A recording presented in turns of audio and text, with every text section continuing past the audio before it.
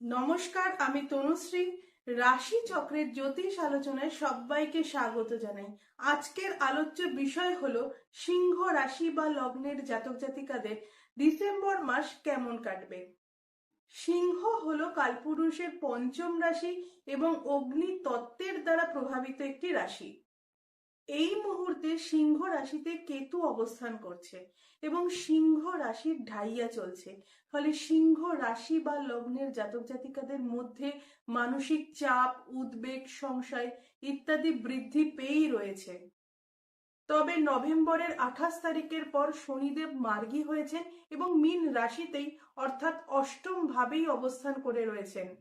ফলে সিংহের মধ্যে আধ্যাত্মিকতা বৃদ্ধির সম্ভাবনা কিন্তু থাকছে।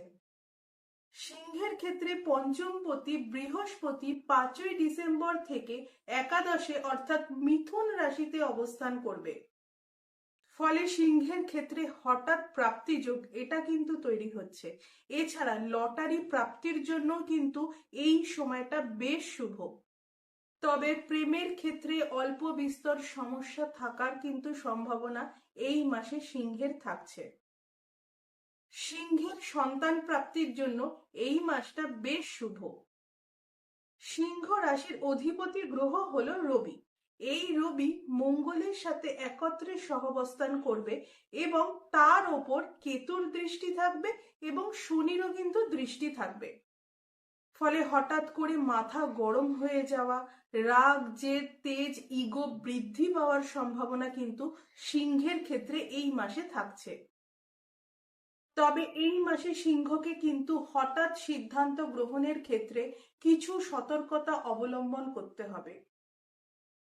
সিংহের ক্ষেত্রে পঞ্চমপতির দৃষ্টি থাকবে লগ্নপতি এবং নবমপতির উপর।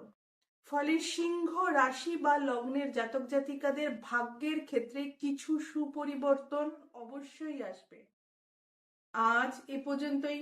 যদি ভিডিওটি ভালো লাগে অবশ্যই ভিডিওটিকে লাইক করবেন, চ্যানেলটিকে সাবস্ক্রাইব করবেন এবং আপনাদের যত প্রশ্ন আছে কমেন্টে করুন। আমি চেষ্টা করব আপনাদের প্রশ্নের উত্তর দিতে। সবাই ভালো থাকুন, সুস্থ থাকুন।